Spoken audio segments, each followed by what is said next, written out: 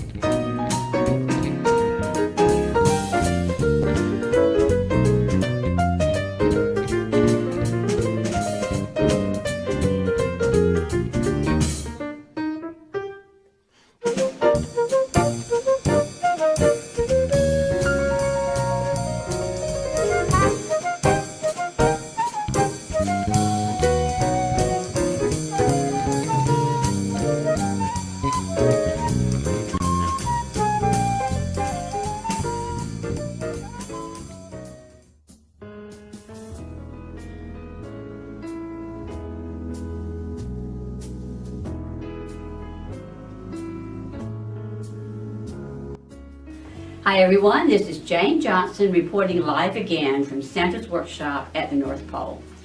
We want to thank all of you who have already chosen your angel from the Angel Tree Project and let you know that we still have some angels remaining. So if you would like to participate, please go to the website listed below and choose your angel.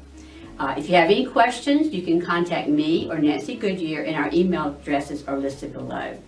Thank you again for your generous support of this Angel Tree Project, and we hope it brings you joy and gets you in the Christmas spirit.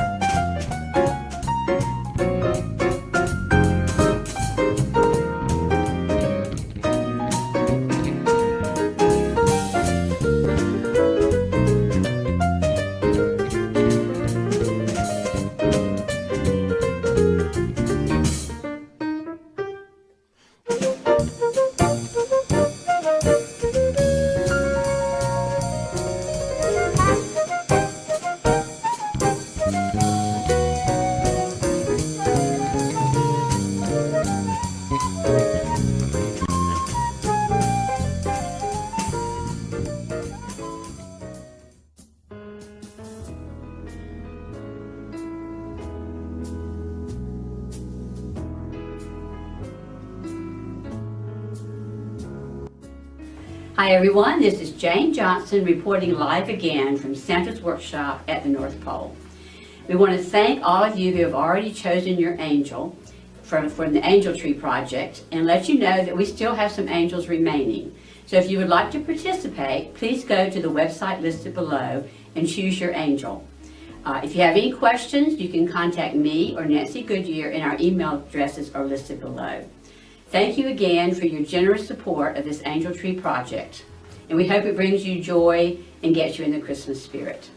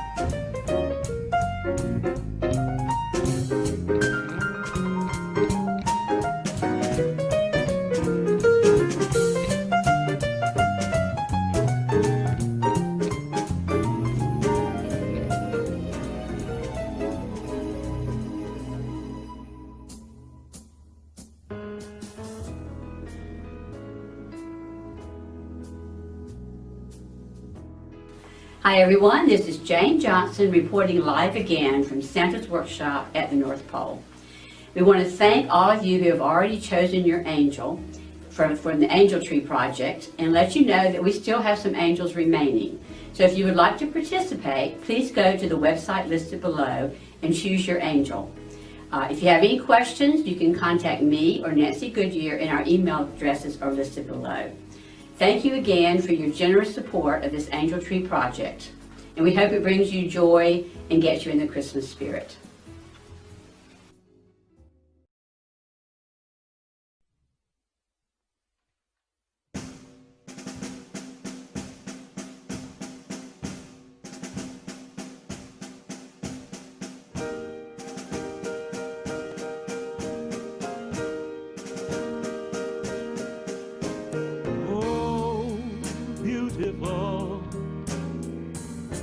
For heroes prove in liberating strife, who more than self our country loves, and mercy more than life.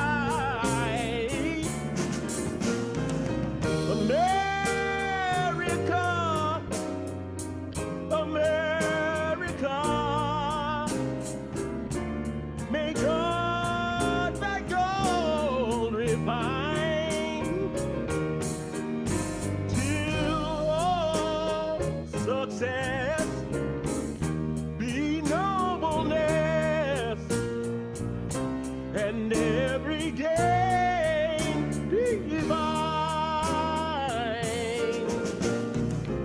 Oh, beautiful for spacious skies, for amber waves of grain, for purple mountains, majesties above thy fruited plains. America, America, you know God done shed his grace on thee, and God crowned thy good, crowned it with brotherhood, from sea to shining sea.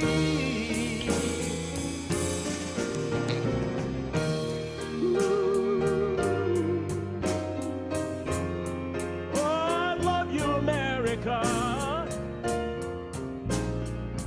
Can't you see God shed his grace on thee?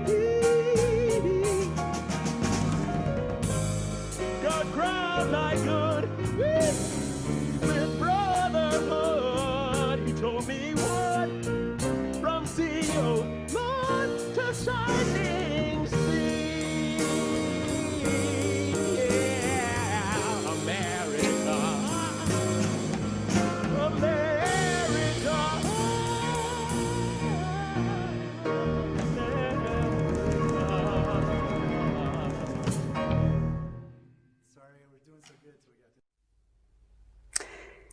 Good morning, Unity family. It's great to be here sharing this sacred space we call Sunday morning here at the Unity Church of the Triangle with our beloved senior minister, Rev Neusom Holmes. How are you doing this morning? And Ana Quintana, the famous Ravana from Puerto Rico, right? Yes. Yes. Here we are, Puerto Rico, U.S. So today, Ana, we're going to be, we're just coming out of the election. And so how was last week? Well, intense. Intense, yeah. Yeah, emotionally intense. I think it has been for almost everybody in the country. So we're going to do a little bit of exploring how to deal with that and where we might go with that energy that comes out of that. Isn't it fascinating, Neusom, how anything in life, it's an opportunity to practice the spiritual principles that we know.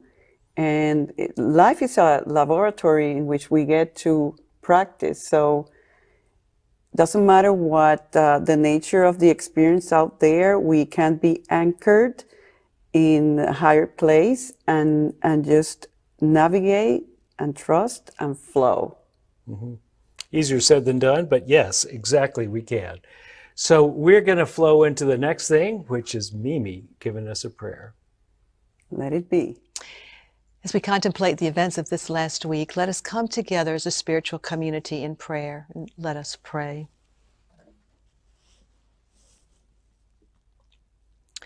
We breathe into this present moment and drop into the wellspring of divine grace that is always within us. We allow this grace to fill every part of our being with peace and tranquility. We release whatever we are feeling or experiencing into this wellspring of grace so that it may be transformed into abiding peace. This serenity upholds and sustains us when we may feel out of control or even have difficulty accepting what is. We affirm the divine and not the outer circumstances is the controlling force in our lives, uplifting us, comforting us, and companioning us through life. We set the intention to graciously accept all things that cannot be changed, knowing there are always blessings beyond our understanding, unfolding in divine time. We hold these truths and intentions for every name in this prayer box. May each person allow God's wisdom and grace to renew their minds and open their hearts. Serene and calm, we stand in faith and acceptance of all that is in this moment. And so we let it be. Amen.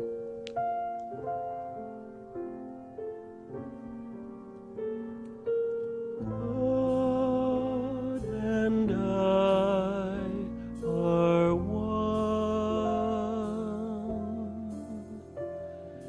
God and I are one. God and I are one.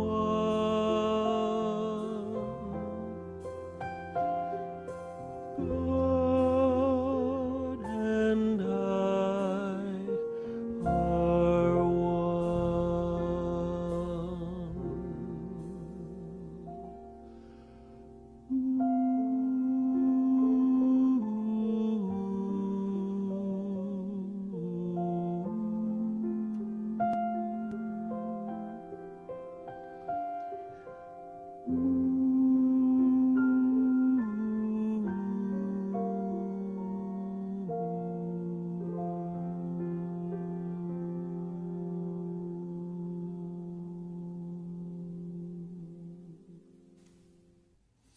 As we get ready to meditate, let's start by finding a way to sit comfortably. And once you've done that, then let's begin to pay attention to our breath.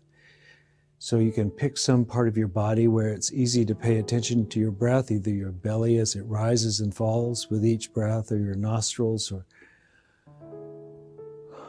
it could be your upper chest, but pick a place.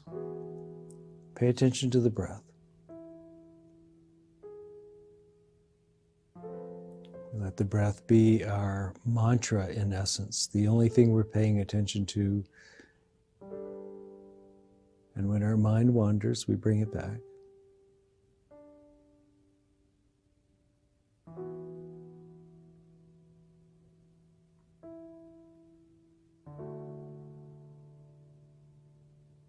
Now, to make this more soothing, let us breathe using our belly so that we extend our belly with each breath and we collapse it back as we exhale.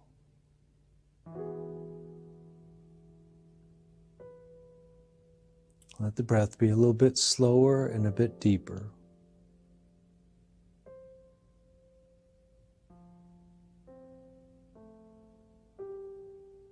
Let the mind rest on the breath.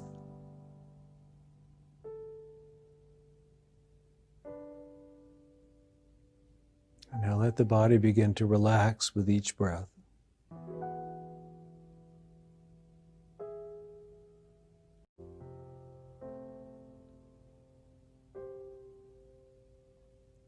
Let the body continue to calm down and let the mind follow. So keep the mind on the breath so it does not create a story or rehearse some past event.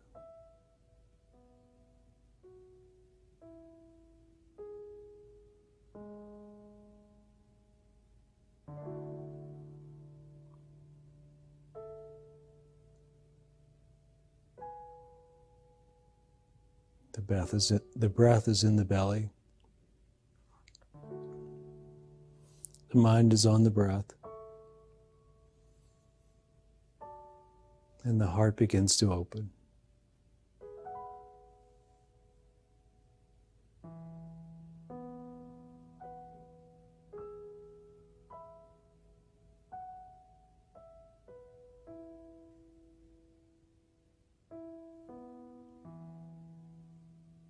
Let us begin to develop a sense of trust that all is well. And pay attention in this moment. Are we okay? Are we alive? Do we have breath? In this moment, let us just take a place of refuge.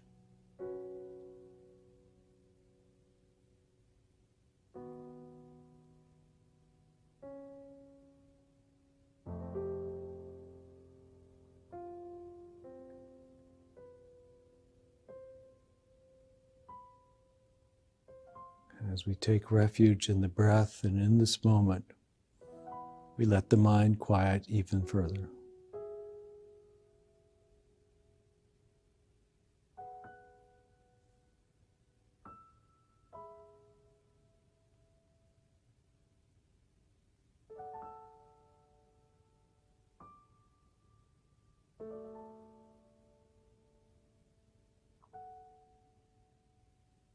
And if there's anything to be forgiven,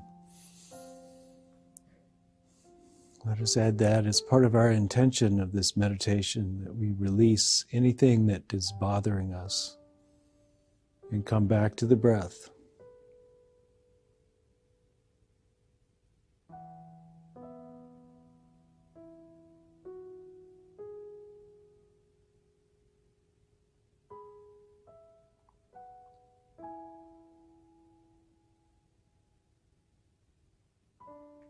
And if there's anything we wish to say a prayer for, we can do that and still keep our attention on the breath.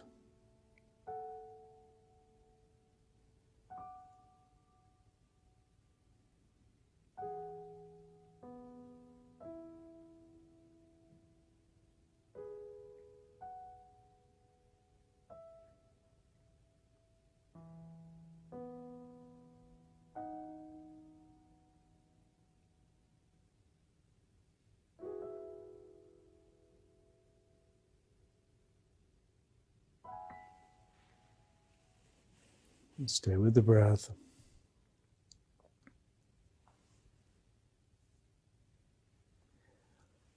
We stay with the breath and we continue to pay attention to the breath, and when the mind wanders, bring it back.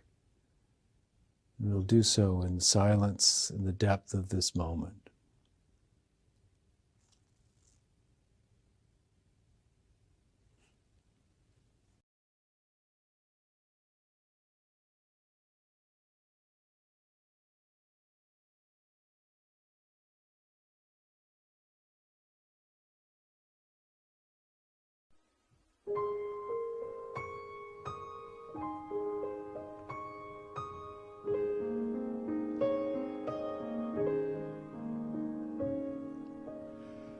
Give us this day our daily bread.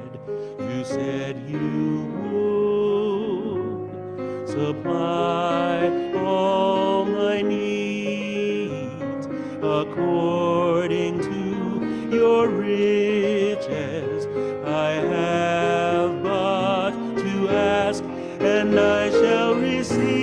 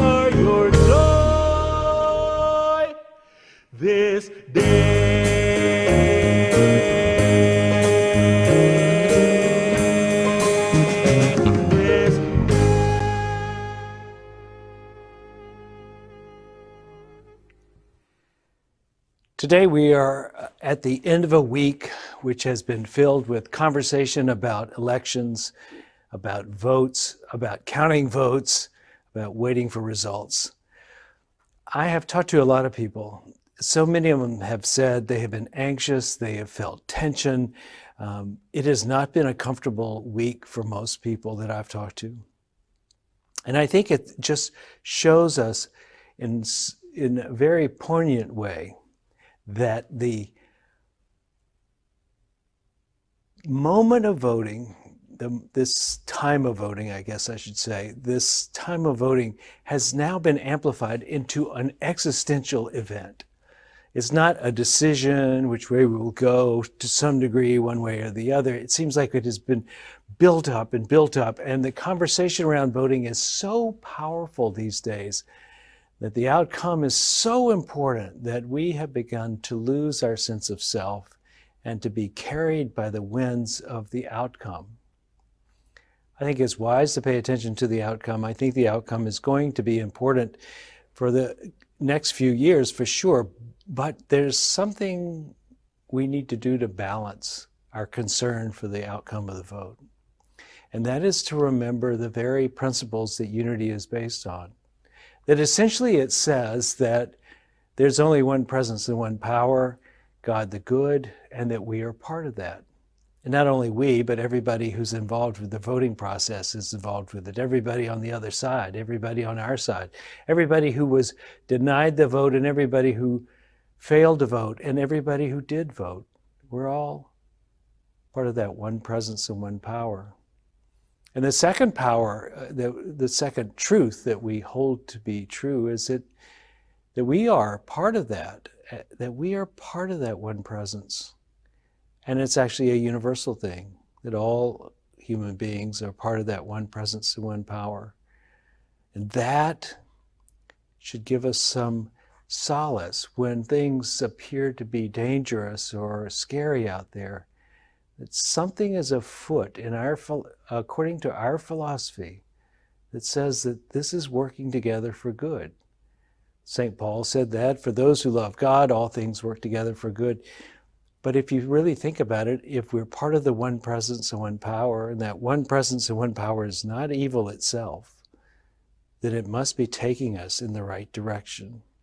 Whether we turn left first or right first, whether we start with the left hand or the right hand, it doesn't matter. In the end, zig or zag or straight toward it, we're moving toward a higher place of existence, a higher ground, a deeper understanding of our own true nature, a movement toward the unfolding of our natural gifts and our divine gifts.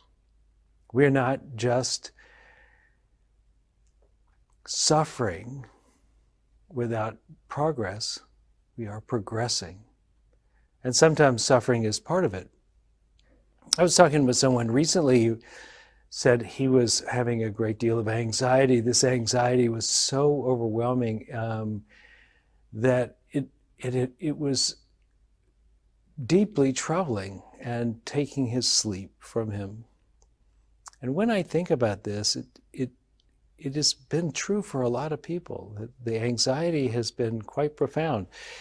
They have lost sleep, and they have felt powerless, and they have been on edge.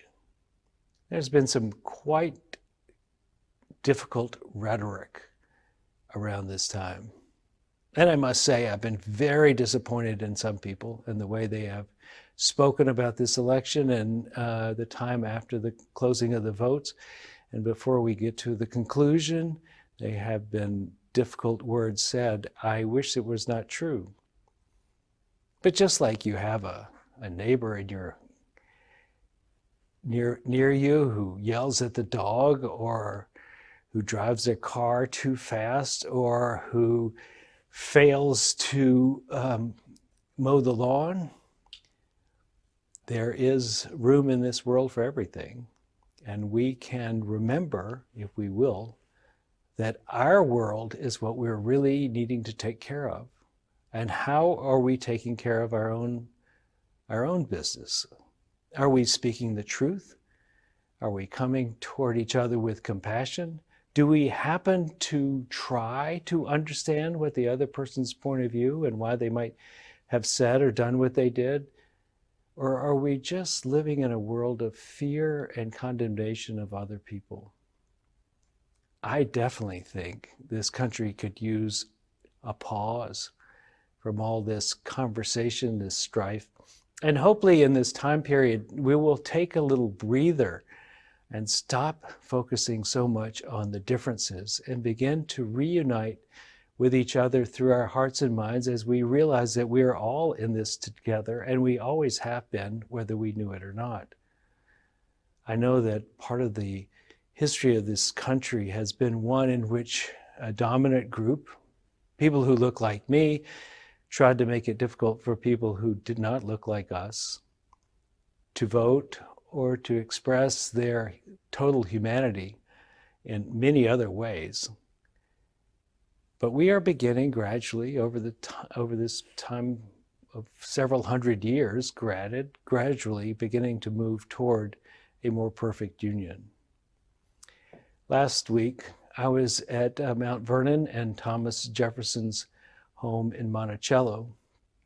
So George Washington and Thomas Jefferson, two of the incredibly important figures in the founding of this country, men of immense wealth that put it all on the line to break away from a king and to start a new form of government that allowed voting instead of revolution to bring about change in leadership. It was revolutionary in its own way back in 1776. It was a break from the tradition of the divine right of kings and brought sovereignty down to the people. It was determined that voting would decide the leaders, not heredity. It was a radical thing. And these two men, Jefferson and Washington, had enormous amount of wealth at stake, because leading this revolution, had they lost against the most powerful country in the world, had they lost, they would have lost everything. Certainly their land and their wealth, and probably their lives as well. And so they took this enormous gamble this principled gamble, that they would go about creating a nation based on principles rather than based on the accidents of birth.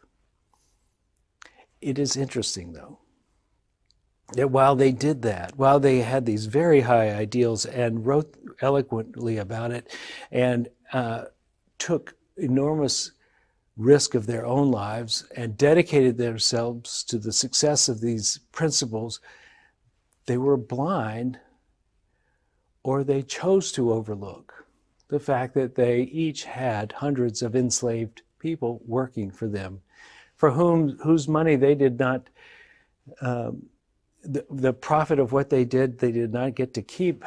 It all flowed to the men, to these two great leaders of the country, but also these two great enslavers of other people. And it's in that vein that much of what happened in the early centuries of this country was that there would be high ideals spoken about, and they would be true for some people, but not always true for everybody. And we have been marching toward a greater sense of freedom since then, often quite slowly, sometimes not even taking all steps forward, but we have been zigging and zagging over the centuries. Today, I feel like with the Black Lives Matter movement, one of the things that's happening is that we, as a country, are beginning to wake up to the suffering of our fellow citizens and to recognize that we should be doing more to make it more fair and more equal. We've been doing this book study for the last few weeks based on a book called Caste, C-A-S-T-E, caste as in caste system that we hear about in India. And it relates to the way we had structured society in America, that we too had developed a caste system. And essentially that caste system started back at the beginning of the settlement of this country, 150 years before the Declaration of Independence. It continued through the Declaration of Independence and the Constitution, and has continued on actually in many ways to this very day. That we have tried to have a hierarchy of who's in charge and who's always near the bottom. That's caused a lot of trouble in this country. And I think we're now really doing the slow wake up to what this is costing us, what it is costing our friends and neighbors, and how we need to make a change. And that change is both personal and corporate, both just us making an internal change of more awareness and therefore perhaps acting with more facility and being more respectful of other people, but also in a society way. We've been asked to do that. And I think one of the things that has been proven by, sometimes it seems almost by accident, because the Constitution started out saying, these lucky few over here shall have all the freedoms. And it has been incorporated into the mindset of the whole country. And now we think we all should have those freedoms. We all should be able to express ourselves as fully as possible without fear of repercussions. That we should be able to create wealth. We should be able to grow our minds, to have safe places to live. These ideas are creeping and spreading and infusing the whole of our population, and we are moving somewhat toward that. And as we do so, I think we create a much more perfect union. So while this process of voting and politics and all of that can be quite difficult and anxiety-producing and stressful on us, it is a process started a couple of hundred years ago that while the totality of its possibilities were not explored then, if we keep pushing the boundaries, we will finally come to a place where we live up to those famous words that all people are created equal. with inalienable rights of life, liberty, and the pursuit of happiness. And while the meaning of that may have changed about who that was talking about, to mean not just a few, but to the many, I think that is the promise of this country and the beauty of the election cycle. And while it may have caused us some suffering, hey, it is so much better than the way it was. Kings telling us what to do, having no place, no power, no chance to make a decision for the country's sake. Collectively, we have that power. And we did exercise it over the last week. And in so doing, we recommitted ourselves to the possibility of this country being all it has been hoping to be for a long time. So we can take comfort in that. And we can also take comfort that we are not limited by what happens on the outside world. That really a spiritual life is one in which we take ownership of our own experience and we mold it according to our own minds and our own hearts, not just letting the world dictate to us how we will feel, what we will think. We choose our thoughts and we choose our feelings through the thoughts that we choose. And so realizing that we are not helpless, that we are part of this collective decision-making body, yes, but even more so, we are not helpless by the news we hear or the things people say to us. We have within us the ability to declare, I am a child of God. And I declare this to be my thought for the day, to hold to a thought of hope and joy, to limit our suffering over things that we can have no direct control over, and to open ourselves to the real understanding that we are the authors of our lives. This is empowerment at its most basic level. You get to choose what you put in your own mind. You get to choose what you say, and you choose what you do.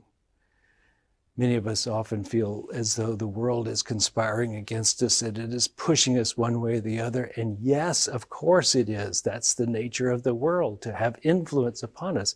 But it does not have authority over us. We choose our internal experience. We choose what we will experience in this world by how we hold our own self with dignity, with love, and with respect, with honesty, with giving the best of ourselves to every situation. We start to establish in ourselves a sense of honor and poise that we could not have if we are just willy-nilly blown by the wind. In addition to that, as we act with courage and with conviction in the direction we think it should go, even if you lose, even if this time you're not successful, you set up the conditions for being more likely to win next time. I just saw this short film about a man who in 1945 went to vote. He happens to be black, and therefore this is the first time he has a chance to vote. He walks 6 miles to the polling place. They tell him he's in the wrong place. He walks 6 miles to the next polling place where they tell him to go. They tell him he's in the wrong place. He walks 6 miles to the next polling place. They tell him he got there too late. He dies without ever being able to vote. But his sons, his grandson, his great-grandson, remember this story. They take that story not because it was a success, but because it was a failure, and use it to inspire them to take action in their own lives. And so while not every action we do brings us instant success, if it's done with integrity, if we act the way we think we should act, win or lose, we set the conditions for the future to turn out better. It's our job, really, to control our own actions, our own words, our own thoughts, so that we live in this world with dignity and respect that we give ourselves, because we're doing the best we know how.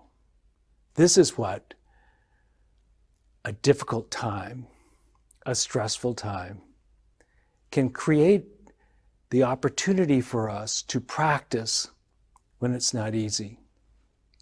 The Dalai Lama, one of my favorite leaders of the world, is a leader in exile from his country, where the Chinese are torturing his compatriots back there, trying their best to destroy his communities that he left.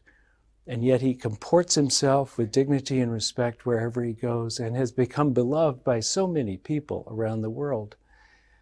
In some ways, we probably would have never heard of the Dalai Lama had the Chinese not invaded. Much of the teachings of Tibetan Buddhism would have been tucked away in that small country in the Himalayas, but now is a worldwide growing experience, and the wisdom of their 1,000-year experience with Buddhism is coming into fruition to many people. It's our job to live with strength, with hope, with love, with power, with grace, and to do it so that we tell ourselves and the world, this is how I think I should live. And in so doing, we set the conditions for our own success and the success of our next generation. Let's remember this as we go through the next years of political change and dynamism. We are here to be who we came. We came here to be the person we choose to be. Let's choose and act that way. Namaste.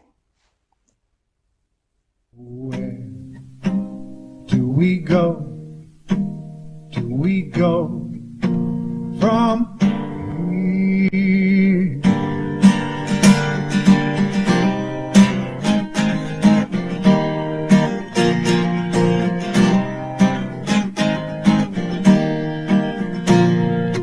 We believe that simple acts of kindness can build a bridge across a river wide, standing up to those who have been blinded to the good that we all have inside.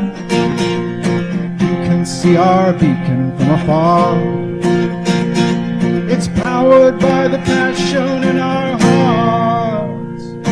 We are the keepers of the flame, steady light that shines, showing us the way.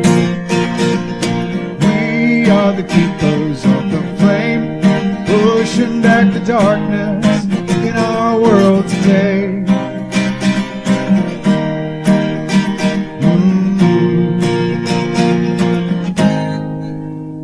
Now you can hear the spirit in our voices, rising up together in a choir. We won't put you down, scorn your choices. We will lift you up and take you higher. You can see our beacon from afar. It's powered by the passion in our hearts. We are the keepers of the flame, steady light that shines, showing us the way. We are the keepers of the flame, pushing back the darkness in our world today. Ooh.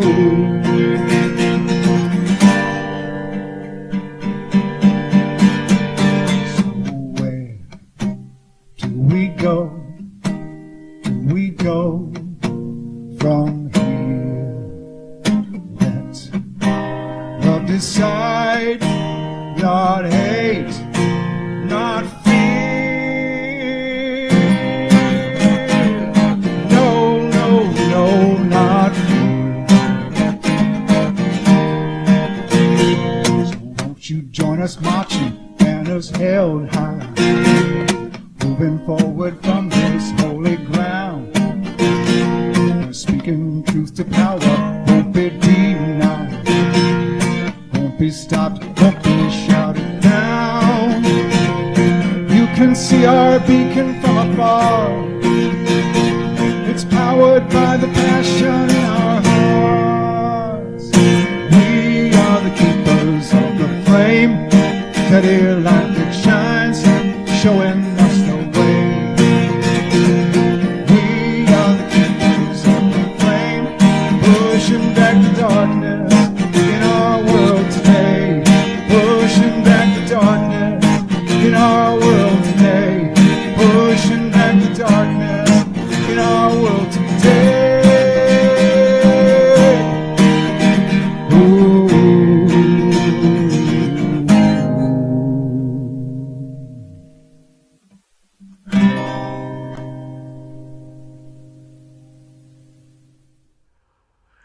I want to speak to y'all just briefly, and you in particular, Anna, about what a spiritual place this is. I have had such a beautiful time being here at Unity. I've been here for 18 years, and so it's been a lot of my life I've been here, really. And I was making up my will, and in my will I've included Unity. And I was lying in bed just a couple of days ago. Well, actually, I don't know, maybe it was 2 days ago. It might have been this morning. And I was thinking, you know, I have this money I'm going to give when I die. You know, I should look at it and maybe I could do it sooner. And it's The giving or the dying? Oh, okay. No, yeah, right, sure. Well, if I died sooner, it would happen sooner. But it struck me that the beauty of being in a spiritual community is that it's not your money. It's just like the rest of life. It's really not our money. Mm-hmm. It's a community's money that you have protection and use of for a while, but then it goes right back into the system. And so I gotta say, I got a kick out of thinking how I could do more rather than less, you know, because I know that we talk about prosperity comes as you give, but for me, just even thinking I could do this, it was thrilling to be able to give. Because you would agree with me, Neusom, that the culmination of our path, it's really service and being a full instrument of the divine, and being able to let the flow of the divine through you as material substance, as love, as different expressions of that, and then be an entity that allows this to come forth and made God real in other people's lives. What could matter more? Actually, last night I held meditation, a group of people, a guided meditation, and I was guided to that idea that all we're doing here is to purify ourselves, transform ourselves so that we may be used for higher purposes. So yeah. I congratulate you on your good decision of supporting this amazing spiritual community, and I hope that they can do it now too. Why wait? Why wait? Anyway, thank you for your support. It does matter. What we do here is about lifting other people to their level of awareness by going there ourselves. So let's bless our gifts. Yes. So as you open your heart and extend your giving, we affirm together, divine love through me blesses and multiplies all that I am, all that I have, all that I give, and all that I receive. And so it is. Amen.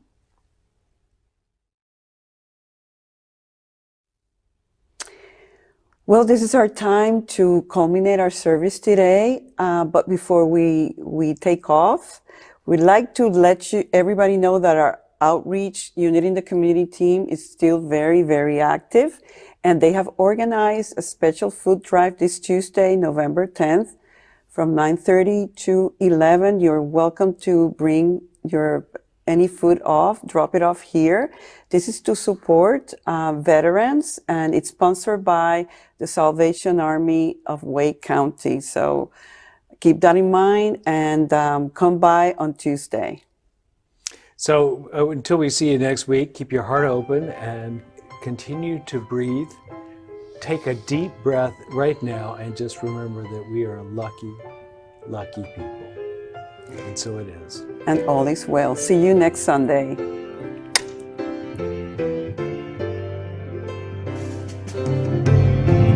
Let there be peace on earth, and let it begin with me. Let there be peace on earth, the peace that was meant to be, with God as Creator, family all are we. Let us walk with our family in perfect harmony. Let peace begin with me. Let this be the moment now. With every step I take, let this be my joyful vow.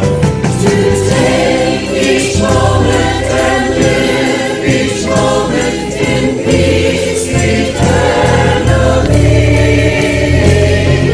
Let there be peace on earth, and let it begin with me.